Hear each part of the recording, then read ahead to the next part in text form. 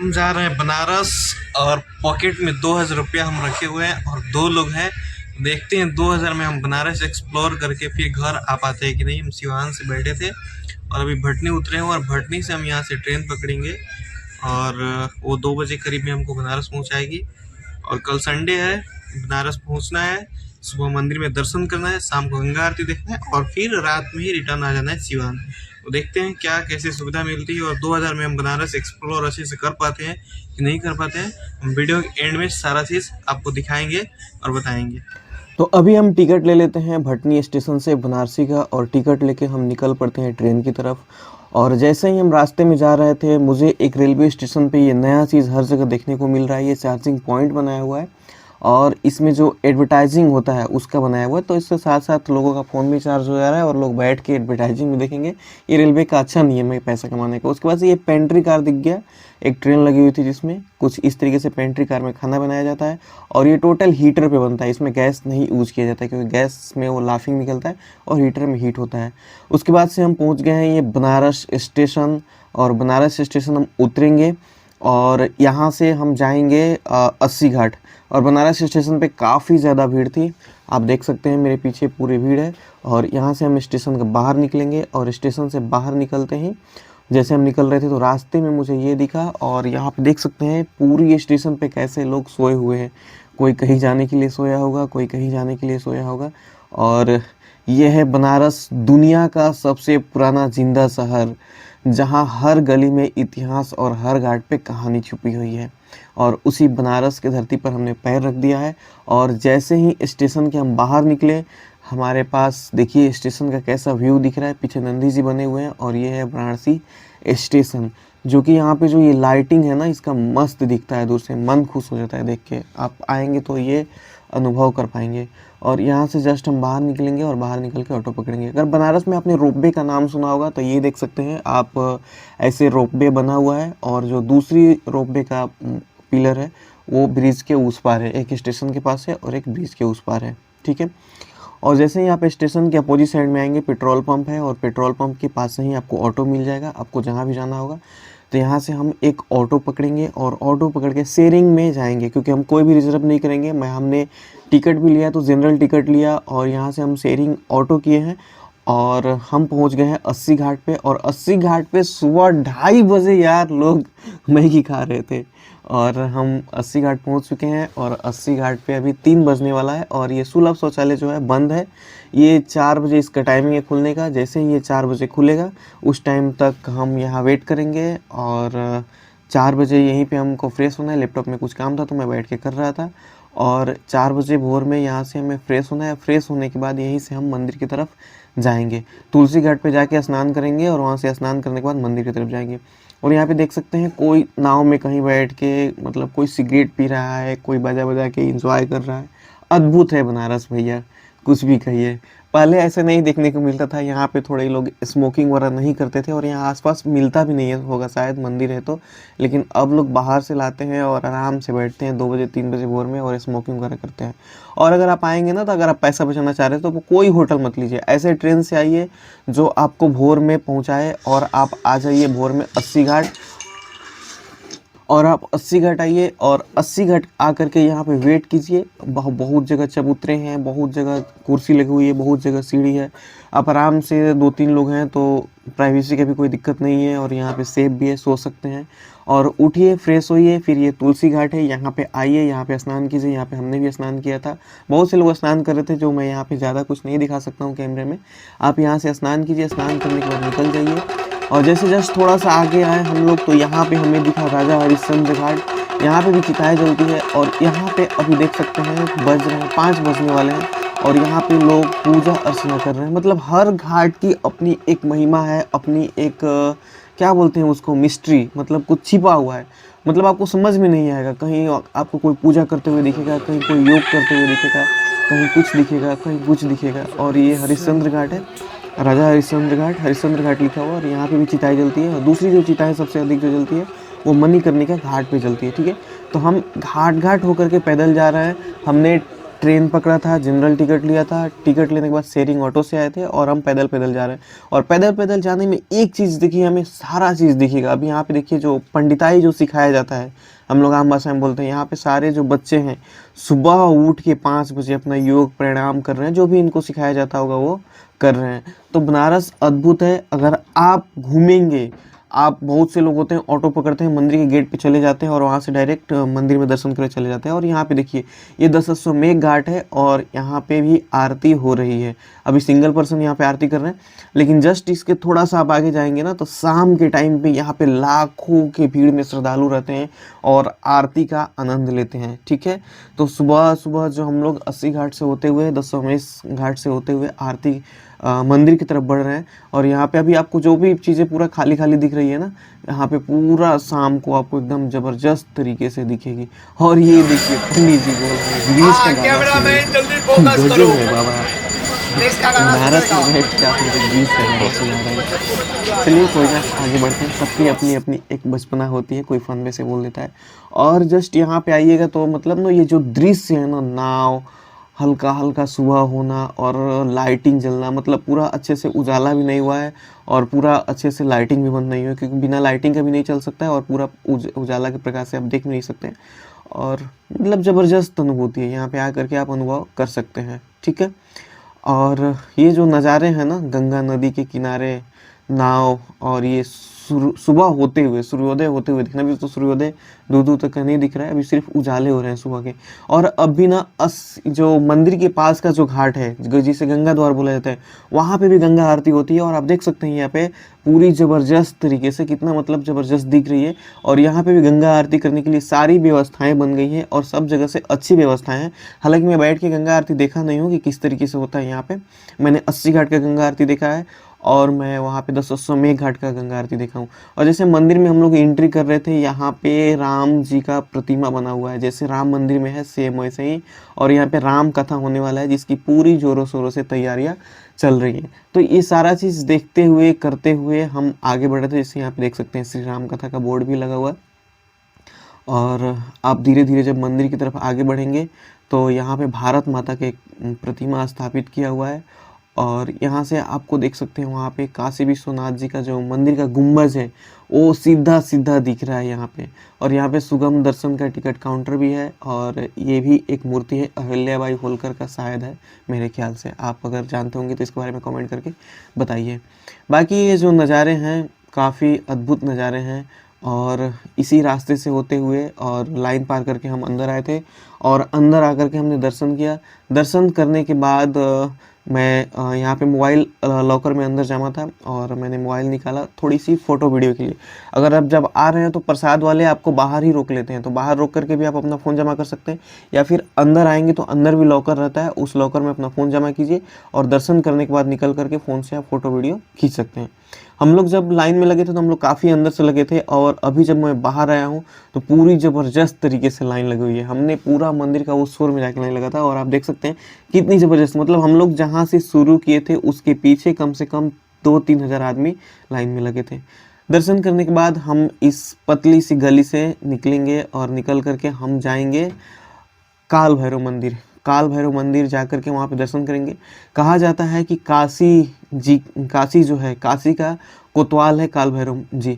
अगर काल भैरव जी का आप दर्शन नहीं करते हैं तो कोई फ़ायदा नहीं है विश्वनाथ जी का दर्शन करने के लिए, ऐसा कहा जाता है।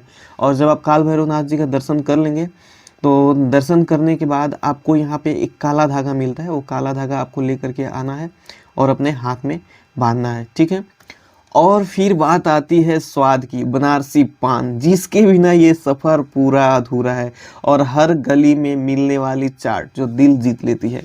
तो यहाँ से हम बनारस का पान खाएंगे और पान खा करके यहाँ से स्वाद देखेंगे। और फिर हम यहाँ से बढ़े थे और यहाँ पे हम लोगों ने लिट्टी चोखा खाया। सबसे अच्छा मुझे लगता है सिंपल। कोई आप रेस्टोरेंट में जाएंगे तो कैसा दे रहा है, क्या दे रहा है, कौन सा पनीर मिला रहा है, कौन सा बटर दे रहा है, आई डोंट नो। सबसे अच्छा है सिंपल बिना ऑयल का लिट्टी चोखा खाइए और खा के निकल लीजिए। और उसके बाद से हम लोग यहाँ पे लस्सी पिए और लस्सी काफ़ी स्वादिष्ट थी, मज़ा आ गई लस्सी पी करके। और बनारस में आप आ रहे हैं तो एक बार लस्सी ज़रूर ट्राई कीजिएगा। उस गली में जैसे मंदिर से आप दर्शन करके निकलेंगे और दर्शन करके जब मणिकर्णिका घाट जाएंगे ना, उसी गली में ये दुकान है। दुकान का नाम मुझे नहीं मालूम है क्योंकि उस टाइप से बोर्ड यहाँ पे नहीं दिखा, बट लस्सी पूरा लाजवाब दी, मन कर रहा था कि उसमें से पूरा हम खाते जाएं।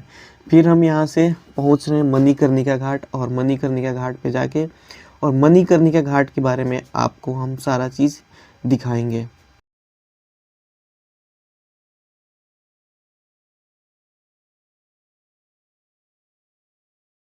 बनारस का वो घाट जहाँ जिंदगी और मौत एक साथ दिखती है, यहाँ चिताएं कभी बुझती नहीं है, 24 घंटे सातों दिन अंतिम यात्रा नहीं रुकती है। और ये जो आप देख रहे हैं, मैं जब भी आता हूँ ये हमेशा यहाँ पड़ा हुआ रहता है। इसका नाम मुझे नहीं मालूम ये कौन सा जानवर है, बट ये हमेशा यहाँ पे पड़ा हुआ रहता है। कहते हैं यहाँ अंतिम संस्कार होने से मोक्ष की प्राप्ति होती है। और मैं यहाँ सिर्फ ये देखने नहीं आया था, बल्कि समझने आया था कि ज़िंदगी कितनी छोटी है और हर पल कितना कीमती है। इस जगह ने मुझे सिखाया कि हम जिस चीज़ के पीछे भागते हैं वो सब यहीं रह जाता है। तो आप देख सकते हैं मणिकर्णिका घाट है, और जस्ट इसके बगल में जो यहाँ पे खनन जो हो रहा था, जिसके बारे में बहुत सी अफवाहें फैली थी कि मूर्ति तोड़ के हटा दिया गया है, ये सारा चीज़ हो गया है। तो खनन वाला एरिया जस्ट इसके बगल में है, आप उसको देख सकते हैं। और यहाँ से जो चिताएँ हैं, जो लाशें हैं, वो हमेशा यहाँ पे आती रहती हैं और इन्हें गंगा जी में डुबो करके और यहाँ इनका अंतिम संस्कार किया जाता है। और मणिकर्णिका घाट का ओवरऑल लुक ये है, आप देख सकते हैं। अभी हम छत पे हैं, छत पे भी चिताएं जलती है, और ये वही जगह है जिसकी मैं जिक्र कर रहा था कि जहाँ पे खनन चल रही है। और यहाँ से मैं जहाँ तक लोगों से बात किया, कोई ये नहीं बताया कि यहाँ से मूर्ति तोड़ के हटाई गई है। बाकी क्या मैटर है, यहाँ के लोकल लोग ही बता सकते हैं, हम तो उसमें कुछ कह नहीं सकते हैं।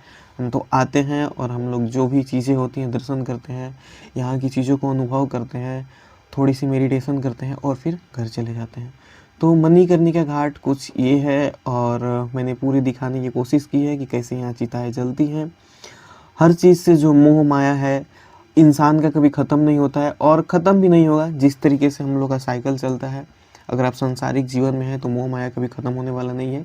लेकिन ये अंतिम सच है कि आपको एक दिन यहाँ से जाना है, और जो चीज़ भी आप अर्जित कर रहे हैं वो यही रह जाएगा। तो मणिकर्णिका घाट थी ये, और मणिकर्णिका घाट को मैंने पूरे आपको अच्छी तरीके से दिखाया। और यहाँ पे जो चीज़ें होती हैं सारी चीज़ें मैंने बताया।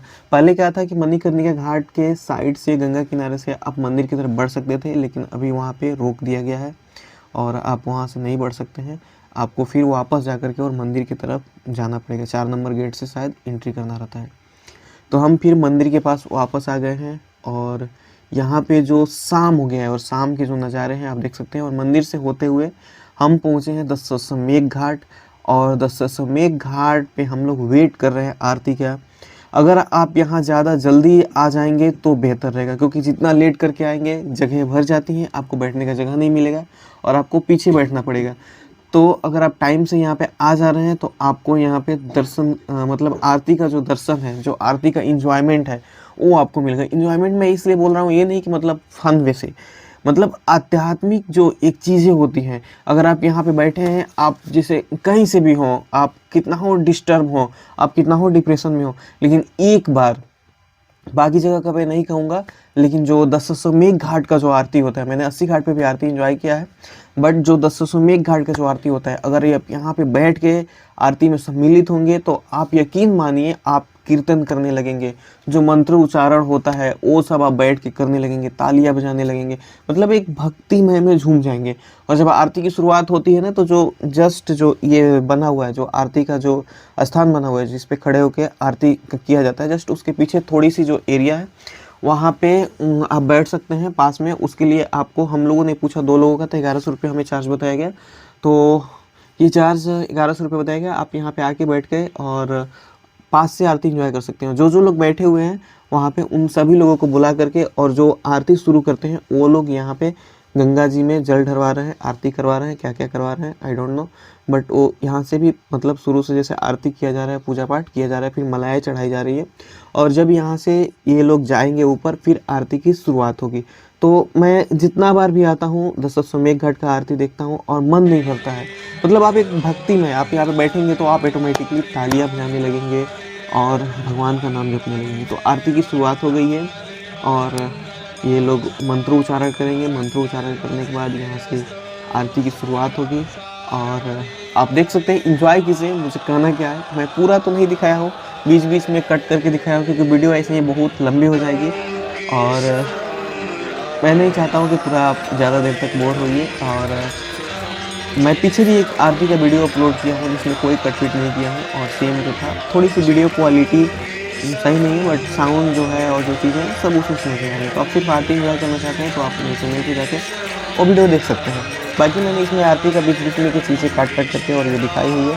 तो चलिए आरती को इंजॉय करते हैं, फिर आगे की चीज़ें मैं दिखाता हूँ और जो मेरे खर्चे हुए हैं उसकी मैं काउंट करता हूँ और बताता हूँ सारी चीज़ें।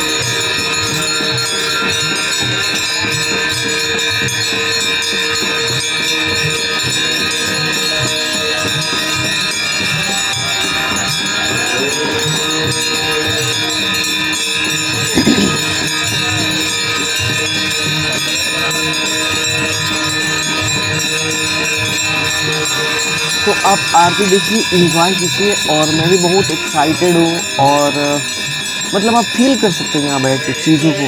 अब आपके अंदर ये सारी चीज़ें उतर जाती हैं। तो आप वेट मत करिए लग्जरियस का कि हम थर्ड एसी का टिकट कराएंगे, फर्स्ट एसी का टिकट कराएंगे, होटल बुक करेंगे तो ही जाएंगे। अगर आप युवा हैं, नौजवान हैं, प्राइवेसी मतलब कोई दिक्कत नहीं है। आप वहाँ तक सेफ रहिए। किसी भी ट्रेन से आइए, वैसे ट्रेन पकड़िए। आप जहाँ से भी इंडिया के किसी कोने से हैं, आप वैसे ट्रेन पकड़िए कि सुबह में बनारस उतरिए। अगर आप 2 बजे भोर में भी बनारस उतरते हैं तो कोई दिक्कत नहीं है। आप वहाँ से आइए, ऑटो पकड़िए, 80 घाट आइए। 80 घाट पे आपको लगेगा ही नहीं कि रात है।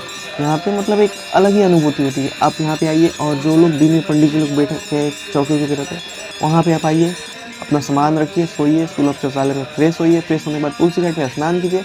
स्नान करने के बाद दर्शन कीजिए। दर्शन करने के बाद मणिकर्णिका घाट घूमिए। मणिकर्णिका घाट घूमने के बाद आप यहाँ आइए और अपना डेरा जमाइए और आरती का एंजॉय कीजिए। तो आप वेट मत कीजिए, वेट करते रह जाएंगे।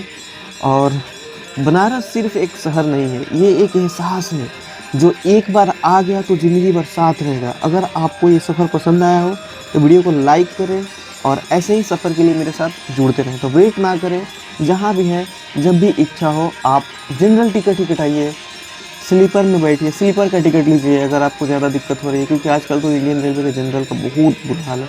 तो आप स्लीपर का टिकट करिए, थोड़ा सा कष्ट कीजिए, आइए। अगर आप मेल हैं तो फीमेल के लिए थोड़ी सी सोचनी होगी सारी चीज़ प्राइवेसी वगैरह, लेकिन अगर आप मेल हैं तो आप इस तरीके से आ सकते हैं और आके इस चीज़ को अनुभव कर सकते हैं। आप देख सकते हैं यहाँ पे कितनी संख्या में भीड़ है और यहाँ पे कितने सारे लोग जो हैं आरती को एंजॉय कर रहे हैं।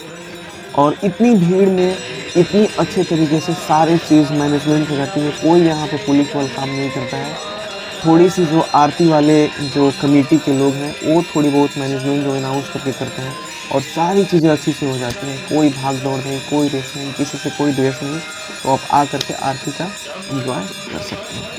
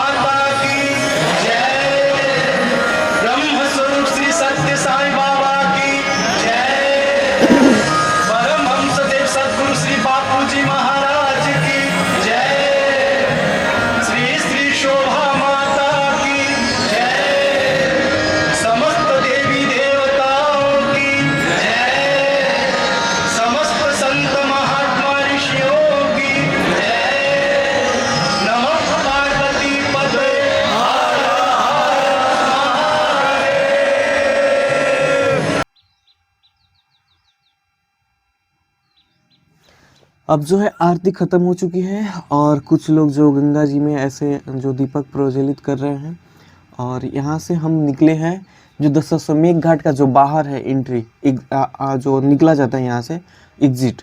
तो मैंने कभी इस घाट से बाहर नहीं निकला था। मैं जब भी आता था 80 घाट आता था, 80 घाट से मंदिर होते हुए दशाश्वमेध घाट, फिर 80 घाट से ऑटो पकड़ के चले जाता था। आज पहली बार मैं यहाँ से बाहर निकला हूँ और यकीन मानिए यहाँ भी बहुत अच्छी तरीके से सारी चीज़ बनाया हुआ है। दशाश्वमेध घाट लिखा हुआ है और नीचे घोड़े हैं और सूर्य भगवान का चित्रण किया हुआ है और ऊपर महादेव जी का सारा चीज़ बनाया हुआ है।